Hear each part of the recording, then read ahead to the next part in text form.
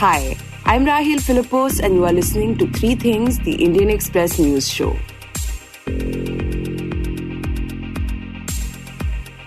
In this episode, we talk about the alleged suicide of a Dalit student in Rajasthan. We also talk about a school in Chennai which is playing a pivotal role in nurturing young chess enthusiasts. But first, we talk about the BRICS summit. Last week, leaders of the BRICS grouping met in Johannesburg for their annual 3-day summit. Now, as some of you may already know, the grouping was formed in September 2006 and comprised Brazil, Russia, India and China, and was renamed as BRICS after South Africa was accepted as a full member in September 2010. And one big takeaway from this year's summit was the inclusion of 6 new members. The new countries, Saudi Arabia, Iran, United Arab Emirates, Egypt, Ethiopia and Argentina, will become part of the BRICS grouping from the 1st of January next year. The Indian Express's Shubhajit Roy tells us more about this development. So these 6 countries now, basically BRICS become a 11-member grouping. So obviously, I don't know if they will come up with a new name with the initials, but my sense is they will keep with the current name and they might call it a BRICS 11, so that there is a scope for adding new members in future as well. So these countries have basically now become a new grouping of 11-member grouping, and we'll have to see how it plays out. Now, the other big development that took place this year was on the sidelines of the summit. Prime Minister Narendra Modi and Chinese President Xi Jinping met in person and discussed the ongoing military standoff between the two neighbors in eastern Ladakh. The hope was that the discussion would help improve the diplomatic relationship between the two countries that took a nosedive after China transgressed along at least 4 points on the line of actual control or LAC in eastern Ladakh in May 2020. Here Shubhajit tells us where India-China relations stand as of now. Well, the India-China ties have been in a deep freeze for the last more than 3 years now, primarily because of the border standoff between the two countries, between the two sides. As you know that Indian and Chinese troops are in a standoff situation in eastern Ladakh since the month of May 2020. And while there has been some disengagement at some of the friction points where they were facing off each other, there are a few points that are still remaining. Apart from that, there are about an estimated about 50,000 to 60,000 troops on either side. That makes more than 1 lakh troops in that border region in eastern Ladakh along the border. So in a sense, that has impacted the bilateral relations. So in the sense that no diplomatic engagements, no political engagements, no cultural engagements, not much of travel between the two sides. And although the economic relationship has gone ahead because of market forces, because China being such a big trading partner of India, that has gone ahead despite the border standoff. But besides that, the relationship has been in a deep freeze.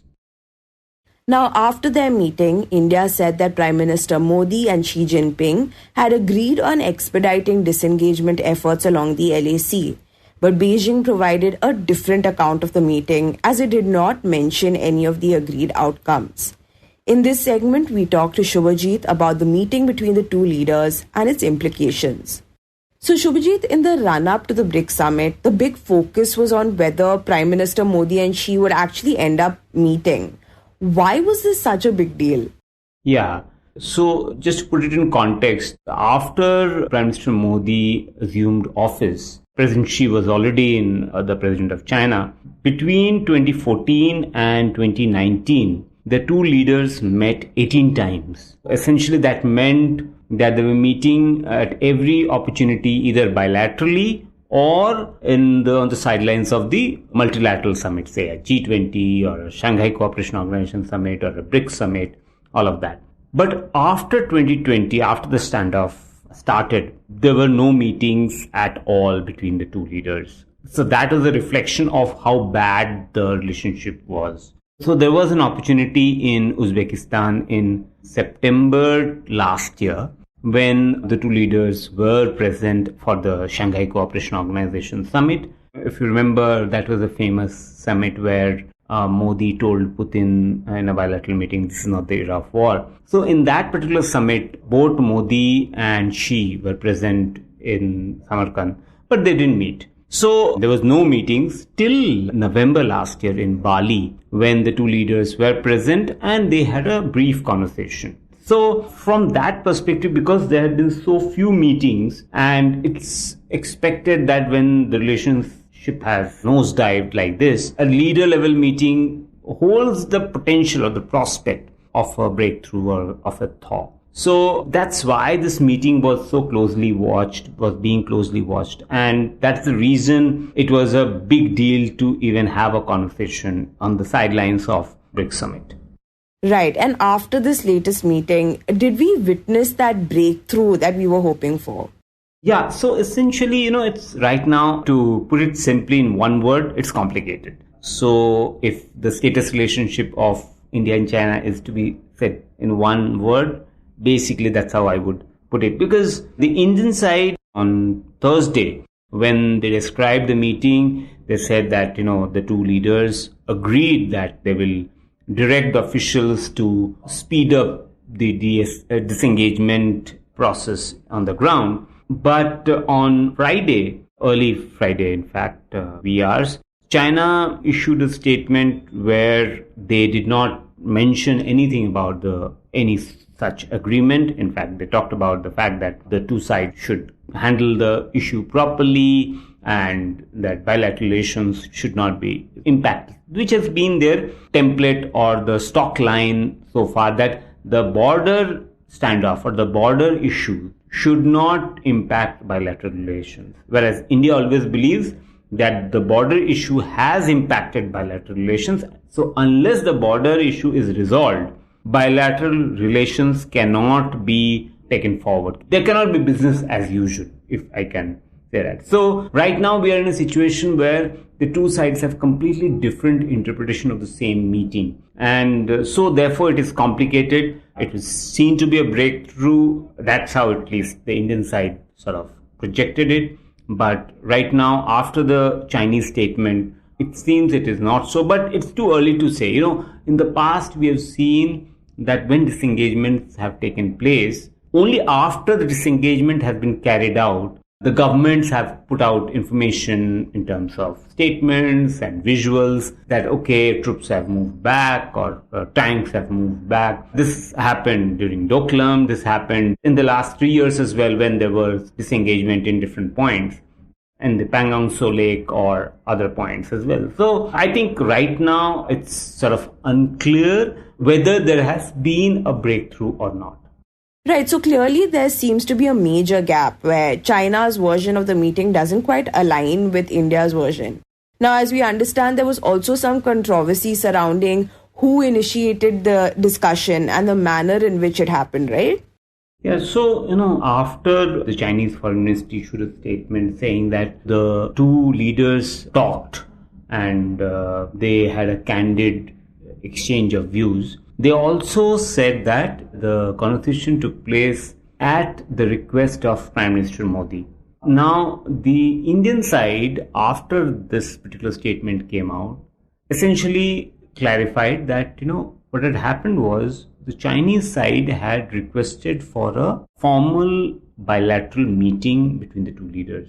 The Indian side did not agree to it. Now, a formal bilateral meeting usually is a situation where the leader is accompanied by a battery of officials or diplomats. There are note takers, there are interpreters, there are at least one or two officials from the China division in the government. There could be foreign ministers present, there could be national security advisors present. So it's a full-scale delegation level talks. That is a classic definition of a bilateral meeting. And in a bilateral meeting, it would also have an agenda where there are like 5 items, 7 items.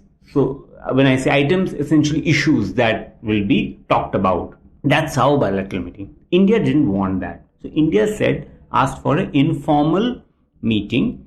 And that is what the conversation took place at the leaders' lounge, where We don't know whether Prime Minister and Chinese President were accompanied by a note taker or not.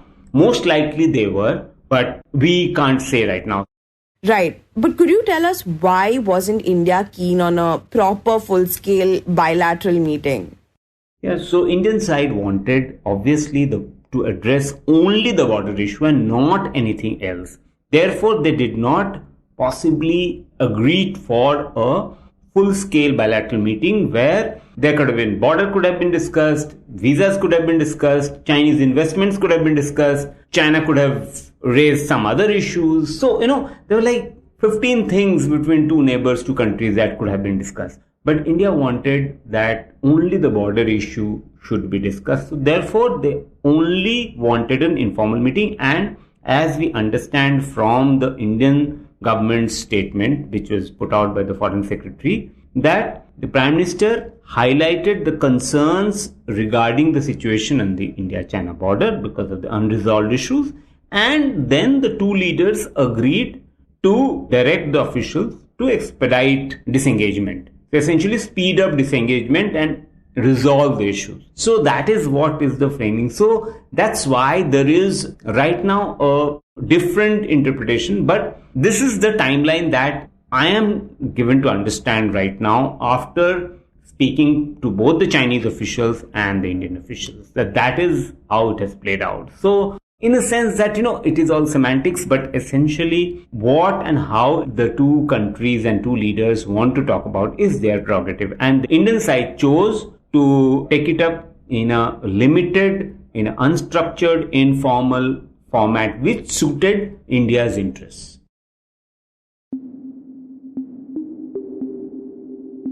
And next we talk about the death of a Dalit student in Rajasthan.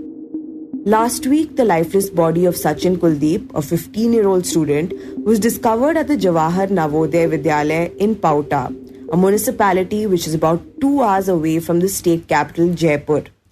The state in which the body was found led many to believe that Sachin might have died by suicide. Now, Sachin's family alleges that he was subjected to casteist abuses and slurs from two of his teachers, Rajkumar Yadav and Vivek Yadav, for several months. And they believe that these unrelenting insults is what might have driven Sachin to take his own life. But at the same time, they have also expressed suspicion about the circumstances of his death. And that is the reason why the family initially refused to accept Sachin's body for cremation and demanded a thorough probe into his death. Eventually, the police reached an agreement with the family on Friday, after which they handed over the body to them with a promise of conducting a prompt investigation into the matter. To know more about the case, my colleague Utsa Sarmin speaks to the Indian Express's Hamza Khan in this segment. Hamza, can you first tell us about the circumstances that led to the alleged suicide of Sachin Kuldeep? So for the last several days, like as per his colleagues, his fellow students and his family members, Sachin was being allegedly targeted by two of his teachers who were hurling casteist abuses at him, who were mentally and physically torturing him and abusing him. So this had been going on, for quite a while, but it had gotten worse, especially in the last 20 days or so. So on 22nd of August, some things happened. Like some of his classmates say that they spotted Sachin and another student, talking to the two teachers who are Vivek and Rajkumar. So Sachin was insisting that, he accepts his mistake, like he apparently did something and teachers were, after him. So Sachin said that he accepts his mistake, but then the teachers should also accept their mistake of, hurling casteist abuses at him. But then one of the teachers, he asks Sachin, what did I say? And then Sachin, repeated that abuse. And then the teacher went on to repeat that same abuse 3 times. So that's what the students who were eyewitnesses to that incident said. And then the teacher threatened him that, you can do anything. You can, talk to the cops, you can call up your parents, you can take it up with anyone, nothing will happen. So this was happening on sometime between the afternoon and evening of August 22nd. And then one of the teachers also allegedly slapped Sachin. And then later, sometime in the night after, the students and his classmates left for their rooms, he also left, but like around sometime between 12:30 and 1 a.m., there is a video, a CCTV recording, which shows that Sachin, is walking towards the school building, apparently walking towards the school building, and his body is discovered hanging from the ceiling fan of a classroom the next morning by the sweepers. Right, and we understand that Sachin had gone to the school's principal and the vice principal to raise this issue. Do we know how they responded to this? So Sachin's uncle, Satyapal, he had an FIR lodged against these two teachers. In the FIR, he has said that Sachin raised this with the principal and the vice principal, but he was told by the principal कि जिस जाति के हो उस जाति के रहोगे इसमें गलत क्या है? Like you'll remain in the caste you're from. What is wrong in it? So he did raise his concerns with the principal and the vice principal, and he communicated it to his family, but nothing was happening. So in the end, it took a toll on him, and he took such a drastic step. Okay, and his family has claimed that they were not informed by the school authorities about his death. So tell us, how did they get to know about what happened? So Sachin's body was discovered sometime after 6 a.m. on the morning of August 23rd by the cleaning staff, and they were not informed by the school authorities, and it was only the local police station which called up Sachin's family around 8 a.m. and they said that you should come to the school at the earliest. So they left pretty soon, and they reached the school around 10 a.m. So even when they reached the school, they weren't told anything about the authorities. The parents say, the family members say that the school kept them waiting, and it was only the fellow students, Sachin's classmates, who told them that he has been at the receiving end of caste abuses. In fact, Sachin had also called up his parents on the evening of August 22nd, saying that teachers have been hurling caste abuses. So around 11 a.m., they were told by the school authorities that Sachin is unwell. They didn't say that he has passed away or he has died by suicide. They said that he's unwell and he's admitted in a hospital in Pauta. So that's when they realized and they figured out that what had happened. That's how they got to know about his death. And another significant thing is that the family is suspicious about circumstances surrounding Sachin's suicide. Could you tell us what exactly are they claiming?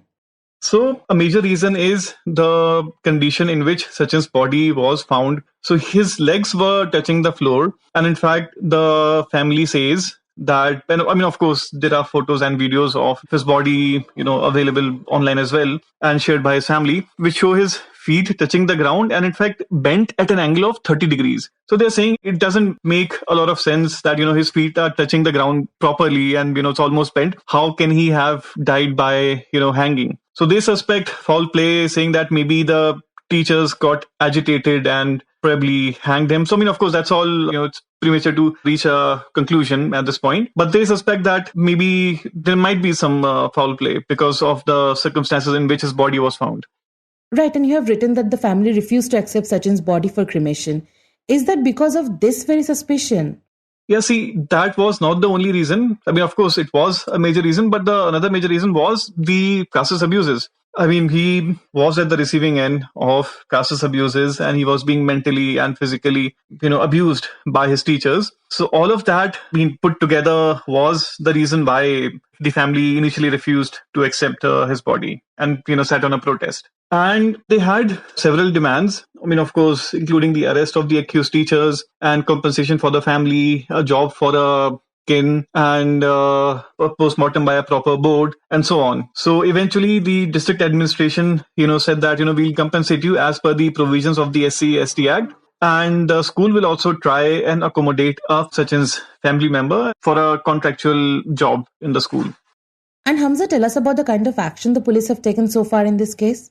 So I spoke to Officer on Special Duty, Ranjita Sharma, who is posted there. And she said that the cremation was done on Friday. And so they'll be acting on the FIR only now. So the FIR was lodged under sections of the SC/ST Act and for IPC 302, which is murder, and Section 34. So they have not yet acted on the FIR because the cremation and the agreement was reached with the family only on Friday. And so they will be acting on it now. But the OSD, Ranjita Sharma, she also said that she has assured them of a fair and prompt investigation and have also appointed a Deputy SP rank officer as the investigating officer in the case. And she also said that the post-mortem has been conducted and the report is awaited. So again, that will give some clarity on how he actually died, whether it was indeed by hanging or whether there was some foul play involved. Right. And in the meantime, what about the teachers? Has the school taken any action against them? Yeah, so I tried reaching out to Ajay Agrawal, who's the school principal. I mean, of course, he isn't answering calls and he's inaccessible right now because the family has also accused him of, not responding to Sachin's complaints. So, but then I spoke to some local activists who say that the school has suspended these two teachers, Vivek and Rajkumar, and that's all the action that has been taken against these two teachers as of now. Like eventually they might be, arrested, but I mean, of course, that's going to happen later.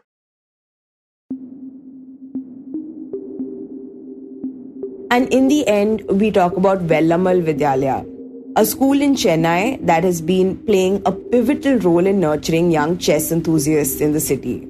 In fact, what is remarkable is that the school has produced 15 out of the existing 83 grandmasters in India. And this includes chess prodigies D. Gukesh, who recently became India's top-ranked chess player in the live ratings, and Pragananda, who made history last week by becoming the youngest player to reach the final of the FIDE World Cup. It's tremendous. I mean, I can't think of a single school which has produced so many international GMs. That is the Indian Express's Venkata Krishna B. And when I visited the place, one thing that stood out was they have a huge trophy cabinet, and you think okay, there is not just chess, there is lots, and chess is just a part of it. And then you find obviously Pragnananda, Gukesh, or the big names, but there are they have produced 15 GMs and 3 women's GMs as well. So it's a significant place. We can call it a factory where you go there, you become a chess player. That sort of a thing is being done there, and then they seem to be getting a lot of things right when it comes to giving the kids the space to play the chess. That's the most important thing, I feel. And Venkat says that the school, which was established in 1986, has seen so much success in the recent past that anytime a family in Chennai feels their child is interested in chess, they enroll them in the school. And certain parents feel it improves their kids' memory power and stuff like that. It helps them solve when they move to college, probably when they're attempting JEE exams and IIT. It helps them, gives them extra edges. It's what the parents feel. That's why a lot of them put their kids into playing chess. Even if they show the slightest of interest, they put their kids in this school. And then what struck me the most was there are around 1,000 kids who take up the sport annually, and you just pay 2,000 rupees. That's a bare minimum parent can need to afford for a per annum. It's not a significant fee as well. And he says the school is also careful about differentiating between the children who are genuinely passionate about the sport and those who are only there because of their parents' aspirations. So when the kid shows a bit of interest, his interest is genuine, out of 1,000 they take the cream and they give him the special coaching. So when that happens, these kids are able to play in a lot of open tournaments, they're getting more exposure, and from there on, it's just on their own. And the most important thing, these kids who are the best, the cream of the talent, they don't need to focus so much on academics. So they're unburdening of the entire studies part. So what you have to realize is, if a kid is made to dedicate some more time beyond school hours, it can get little tiring for him as well. So what they do, they allow this chess hours during the school hours. So probably Monday, Wednesday, Friday is a weekly thrice. So 3 periods from their academics is allotted to chess. So you're not wasting a lot of time as well. You're part of the school. You're getting to learn something. But at the end of the day, chess is your most sort of thing as well. In fact, the school goes the extra mile to encourage their chess prodigies and also offers assistance if they miss their exams due to tournaments. For example, Venkat tells us that Gukesh and Prag haven't even cleared their board exams yet. Pragnananda is yet to clear his 12th exams. He still has 2 subjects pending. Gukesh is yet to finish his 10th exams. And the school is working hard to get these guys find a time so that they can finish the exam. They are coordinating with education officials. So it doesn't happen anywhere. When exam is there, the first thing your principals and teachers will say, put the chessboard to the back bench. Now come and study. That's what the most schools will do. But this school is totally opposite of what is happening. They're letting them prioritize their passion. So it's not surprising that these guys are thriving in such an environment, because when you don't have the pressure of scoring marks, right, you feel you are dedicated to what is in hand. That's if you like chess, you're going to play chess. If somebody is playing tennis, he will be doing it. It's simple. And with Gukesh and Prag now standing as 2 of their most brilliant prodigies, the school is looking to further expand their efforts and cultivate a larger community of budding chess enthusiasts. So they have guys like Rohit, Harish, and Shubhashri and one more coming up. So these are all like some exciting talents they have. It's like not like they feel like, okay, we have produced Gukesh and Pragnananda, our job is done. They are like consistently looking for like better things. And then it's like what one thing that really like stood out was they are planning to have a separate wing, dedicated wing for chess, where like anyone from outside can come and play in the building. So that's how you build a culture, right? You have something and then you cash on it. Now, while Velammal Vidyalaya's contribution to chess is unparalleled, Venkat also points out that chess has always been an integral part of people's lives in Chennai. Chennai, and as in just whole of Tamil Nadu, if you know the fabric of the state, it prefers education, right? So there is like a lot of emphasis on education and stuff. And even if the parents want their kids to take up a sport, it tends to be a sport like chess where there is like a lot to do with the mind, and then it doesn't allow them to be glued to PlayStation or things like that. But even when, say like in the 90s, you came across chessboards in almost every household. I think it's most to do with Vishwanathan Anand as well. I remember like watching his ads on television where he used to come with, you want your child to be bright, take this vitamin D tablets, sort of a thing. And then this comes with Anand being at the forefront. And then again, like it's just like every other household has a chessboard and it's play like in the drawing room. I don't know how and where it started, but it's always been there. So I think it's like just a culture thing, I guess. It's been like passed on to generation after generation, and it is just like now it is finding like a different level boom. And this current boom is also a result of multiple tournaments that have been taking place in the city, like last year's Chess Olympiad, organized by the International Chess Federation. I think even the COVID pandemic years, the time we spent in lockdown, a lot of kids took up chess. And I think even the impact of online chess websites has to be like taken into account, because even when I find like I'm after the Olympiad, when you take the Chennai metro rail or in buses, you'll see a lot of guys glued onto the mobile and playing chess. And it doesn't happen like once in a blue moon. Every time I take a metro, like probably like once or twice a week, I see this happening. And here it's important to note that successive governments in Tamil Nadu have also played a role in popularizing chess as a sport among school students. For example, back in 2013, the former Chief Minister Jayalalitha launched a program called 7 to 17 program, which mandated every school to offer chess coaching to its students. Venkat tells us about the kind of impact the scheme had on the state. In 2013, she decides to bring the World Chess Championship to India. It hasn't been held here ever. And then she brings it, and it's not a glamorous sport. It's not going to get a lot of eyeballs. It's just like, but she thinks that, okay, there's a culture and there is like a lot of scope for the game in the state. With Anand as a face, she launches the program. I was surprised to know that clinics were held for physical education teachers who until then, they were like, most of them or like come from some sports university. They are mostly into like playing, like developing athletes. They coach athletes like to become a student, to pick up hurdles or shot put or discus throw, whatever it is. They are not necessarily trained to coach chess, but Tamil Nadu government ensure that these staff, these teachers, they get coached first. So what happened when those guys like got the coaching badges and all, they went on to coach the students. Now it is like the program is still thriving in certain government schools and it doesn't exist in certain schools. But I think given the boom that whole of Chennai and Tamil Nadu witnessed after the Chess Olympiad last year, there are talks of reviving back as well. So, and then you have Gukesh and Pragna, and I think they are gonna like do this a lot. I guess they're gonna like only expand it further. So it's like there are like, I mean, we have been told like the Tamil Nadu government, the current government is also like trying to like have it as a proper curriculum. I mean, making it like compulsion sort of a thing. So never know what's gonna come in the future. You were listening to 3 Things by the Indian Express. Today's show was edited and mixed by Suresh Pawar and written and produced by me, Rahel Philipose, Shashank Bhargava and Utsa Sarmin, who originally spoke to Venkat for the last segment. If you like this show, then do subscribe to us wherever you get your podcasts. You can also recommend the show to someone who you think will like it. Share it with a friend or someone in your family. It's the best way for people to get to know about us. You can also tweet us at Express Podcasts and write to us at podcasts@indianexpress.com.